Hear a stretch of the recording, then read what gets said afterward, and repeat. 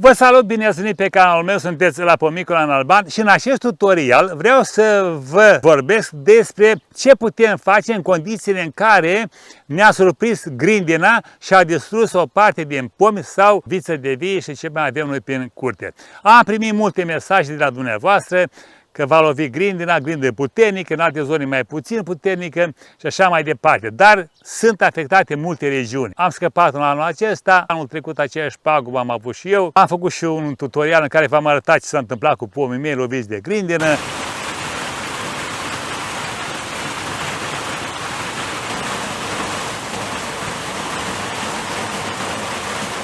Ia uitați aici cum se manifestă lovitura de grindină.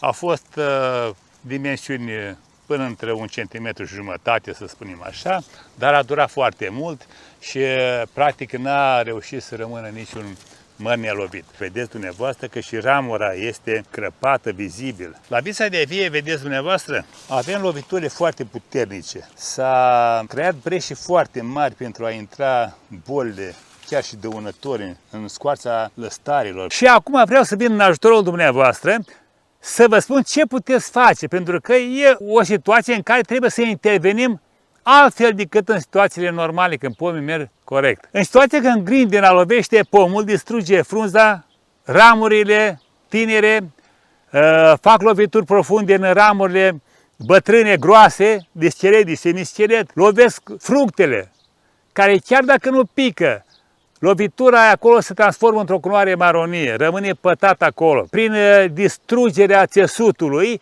acolo se instalează monilioza și după care vine putregaiul. Chiar dacă se cicatrizează zona respectivă într-un fel, nu scapă de monilioză și de putregai. Eu vă spun în felul următor.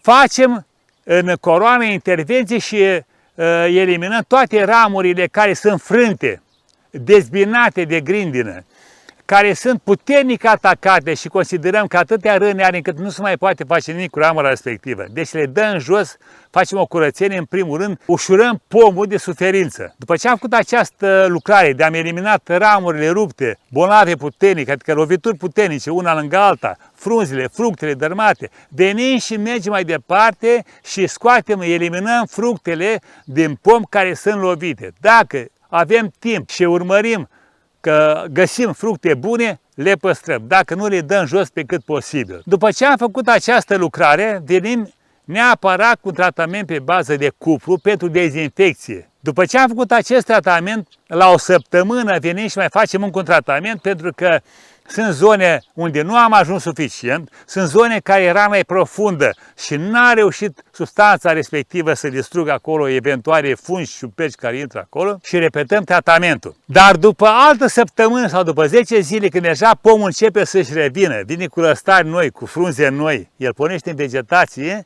venim și face tratamente pentru monilioză. Aplicăm produsul Șoruș, de exemplu, sau alte produse care sunt recomandate de la farmacistul dumneavoastră.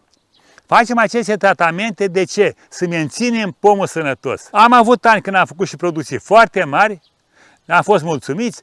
Anul ăsta, dacă a dat pasta peste noi, nu e nicio problemă, mergem mai departe, la anul vom avea pomi sănătoși, îngrijiți, fructe frumoase și ne vom bucura și o să uităm de problemele care le-am avut anul anterior. Vreau să vă mai spun încă un lucru. După ce facem aceste eliminări de ramuri, e posibil să avem eliminări mai importante de ramuri, pentru că sunt lovite, frânte și așa mai departe. Pomul va porni în vegetație mult mai puternic, va da naștere la mulți lăstari, inclusiv din zona unde facem noi eliminări, de la inel, din zona inelului. Și atunci trebuie să avem grijă să facem și plivitul lăstarilor când apar ei la o lungime de 10-15 cm și vedem care sunt mai agresivi, care au pornire pe interior puternică și devin lăstari lacomi, să eliminăm și pe aceștia, dar nu foarte mult, nu foarte mult. Facem în așa fel încât să rămână lăstari destui, ca să nu facem un dezechilibru între coroană și partea de rădăcină. Dacă facem o privire abuzivă, dăm toți lăstarii jos care nu ne convin nouă și lăsăm doar cei care sunt pe lateral, nu facem altceva decât să facem un dezechilibru, pomul să forțeze creșterea lăstarilor care au rămas, să formeze lăstari cu anticipați și atunci n-am făcut nimic bun. Mai bine lăsăm lăstari mai mulți și în toamnă, când intrăm la tăierea în uscat, să eliminăm pe cei care nu ne convin. Ăsta a fost tutorialul pentru astăzi. Sper că vă vin în ajutor cu informațiile mele. Dacă v-a plăcut, vă rog să dați un like, să vă abonați dacă sunteți la început pe acest canal, să distribuiți. La revedere și succes pe toată linia!